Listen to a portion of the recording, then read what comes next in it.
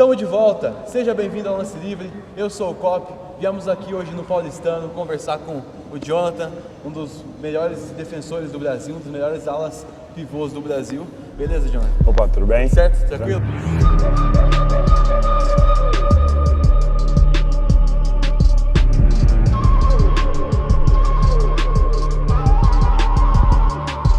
Bom, Jonathan, hoje você é campeão do NBB, campeão paulista também. Mas como que era o Jonathan pequenininho lá em Osasco? Dava trabalho pra Dona Rose, não? Dá bastante trabalho, viu, cara? Minha mãe criou, né, eu e mais 2 irmãos, né, sozinha, né, e muito complicado para ela, né, trabalhar de noite. Então, ela teve que ensinar muita coisa para mim que eu fui me aprimorando assim como homem já de criança, né? Tive que cuidar dos meus irmãos e tudo mais, aprender a cozinhar, limpar a casa, então foi muito diferente da infância, né, de outras crianças. Na sua infância, quem que te apresentou o basquete? Assim, foi alguém da sua família? Foi alguém de fora? Foi o meu primo, Edson, ele me deu de presente. Ah, né? é? Como assim? Isso. Porque no dia do meu aniversário eu estava na escola, né, e ele chegou lá falando, eu vou te levar para dentista. E tirou no meio da aula, assim, falei, poxa, beleza, vamos pro dentista. Me tirou e foi lá no Espéria, lá na Zona Norte de São Paulo. Certo. Então, era muito longe, eu nunca vi um dentista tão longe. Mas engraçado que ele levou tênis, levou uma bolsa com roupa e tal, e eu não sabia. Entendi. Né? Ele tava levando as coisas, eu pensei que era dele, mas era pra mim as coisas. E aí eu fui no Espéria, chegando lá, eu vi a quadra, eu vi os meninos correndo, batendo bola, eu já me emocionei ali. Que né? legal, que legal. Isso pra mim foi incrível, assim, que eu sempre acompanhei o basquete pela televisão, então naquele tempo passava canal aberto e tal, hoje tá voltando, mas Sim. então eu ficava até de madrugada assistindo, minha mãe falava pra eu ir dormir mais cedo, assistir aula, então foi muito bacana. Meu primo deu esse presente pra mim e a partir de lá eu não parei mais. A gente já ouviu falar por aí que você treinava escondido quando você era pequeno, é isso mesmo? Como é que era isso aí? Eu, quando muito pequeno, né, às vezes eu cabulava a aula, né? Nunca fazem isso, crianças, por favor. Mas minha mãe acabou tirando eu 1 ano do basquete, né, por causa disso. Na minha família todo mundo estudou, todo mundo se formou, então eu não seria diferente, né? E nisso eu cabulava as aulas e tal, e eu ia por Espéria, ir mais cedo, ficava lá treinando, arremessando, o dia inteiro ficava no clube, né? E nisso minha mãe acabou tirando eu do time 1 ano. Nossa. E pra mim foi assim, a pior coisa.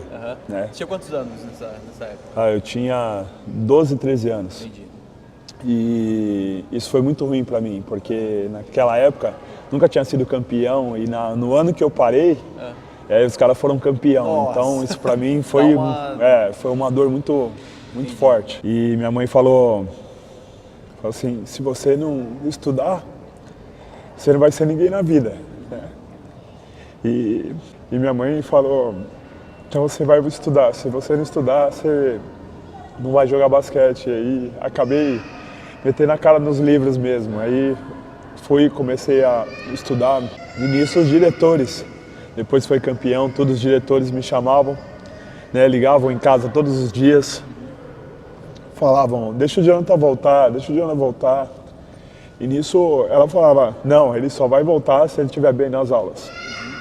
E, cara, eu parecia um nerd, ficava na frente, todo mundo enchia meu saco, falava, você é muito grande, você não pode ficar aí na frente e tal, você tem que ir lá pra trás. Falei, não, cara, eu preciso estudar, você não tem noção do que eu preciso. Passei aquele ano, o melhor aluno e tudo mais, depois minha mãe voltou, deixou eu jogar. Isso pra mim foi inesquecível, assim. E quando você jogava no Espéria, você chegou a fazer alguma loucura, assim, de sair de casa andando por aí? Teve isso já?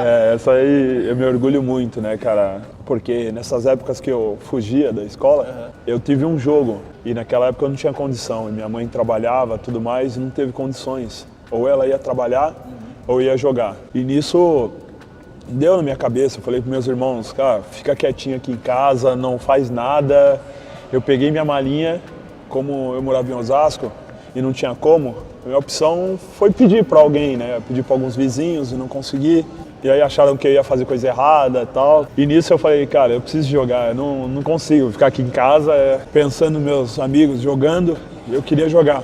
E nisso deu na minha cabeça. Falei, cara, amanhã eu vou acordar cedo, eu vou andando mesmo, mas eu vou jogar. Você foi andando? Fui andando de Osasco até o Espéria, né? Perto da Armênia ali. Isso Nossa mesmo. Senhora. Eu fui toda essa caminhada andando. E jogou ainda? Joguei ainda bem, cara. Foi um dos melhores jogos que eu joguei. Só que no final já não tinha perna, tava morto. E como não tinha condições também, o Orlando, que era diretor naquela época, ele me deu uma carona até em casa, né? Minha mãe preocupada, porque naquela época não tinha telefone nem nada. E na hora que eu cheguei em casa, minha mãe brigou comigo. Mas naquela hora eu já não pensava, já estava muito feliz, já tinha jogado, eu só pedi desculpa pra minha mãe, deu tudo certo. Aí veio sua carreira, você começou aqui no Paulistano, né? E numa das suas primeiras temporadas, né, 11 anos atrás, você foi jogar em Franca, lá na minha terra, você infiltrou na frente do Murilo, deu uma dunk no Estevão ali. O que foi isso, cara? Quem que te inspirou, assim? Você tinha algum cara que você se inspirava no começo? Ah, sim, eu esperei muito no Jordan, que eu via desde criança. Também no Vince Carter. Saltar assim, incrível. Eu nunca vi um cara saltar do jeito que ele salta, né? Eu queria ser igual a eles, né? Essa época do Paulistano que eu fui jogar lá, eu tinha 19 anos. Incrível que pareça, eu tinha sonhado, porque o Estevão naquela época estava o melhor pivô, dando 7 tocos por jogo e tal. E eu tinha sonhado dar uma enterrada na cabeça do Estevão. E aí eu comentei, naquela época tinha o Chamel, tinha o Renato Lamas, né, no time. Eu falei, cara, eu sonhei que tinha dado uma enterrada. Aí falou, cara, você pode, você pula muito, você pode. No jogo saiu, cara, eu fiquei muito feliz, eu sabia, a empolgação muito grande. Ainda mais lá em Franca, que é um ginásio top, a cidade do basquete, gostei muito, sabe? Sim. Desde pequeno, quando eu estava no Espéria, teve uma clínica lá em Franca.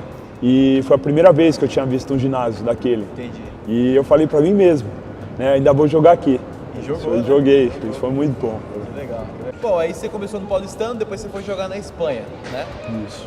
Você jogou em 3 times lá, né? Isso. Eu joguei na Charquia, né, em Unicarro. Eu joguei em Guadalajara também e Mérida. Entendi. E é muito diferente o basquete de lá? Sim, né? É muito diferente. Mais é muito pegado, não sei. É muito mais técnico e tático. Né? O brasileiro já é muito mais físico, né? Muito mais corrido. E lá, cara, eu ganhei uma grande experiência, né, com o basquete de lá. Isso me ajudou bastante. Depois da Espanha, você voltou aqui pro Brasil, você jogou em Araraquara, Palmeiras, Limeira, Franca também. E depois você voltou aqui pro Paulistano. A gente notou uma diferença muito grande do Jonathan lá do começo pro Jonathan de agora, né? Sim. Porque o Jonathan do começo atacava o aro, ia sempre pra cima. Agora é um defensor dos melhores do Brasil, né? Então, quantos por cento de Gustavinho tem nisso aí? Tem uma parcela boa? Tem uma parcela boa, né? Eu sempre joguei com o Gustavinho, desde categoria de base aqui. E sempre que joguei com ele, sempre me colocou em posições corretas, né? E eu sempre abracei a ideia. Isso foi bacana, porque, querendo ou não, no começo ele me chamava para vir para ser capitão do time, né? Para ter outra posição. Quando eu era juvenil, eu tinha outra posição. E como eu era mais experiente, eu tinha que dar apoio para meus colegas, né? E ele colocou na minha cabeça que é isso que a gente ia ser campeão.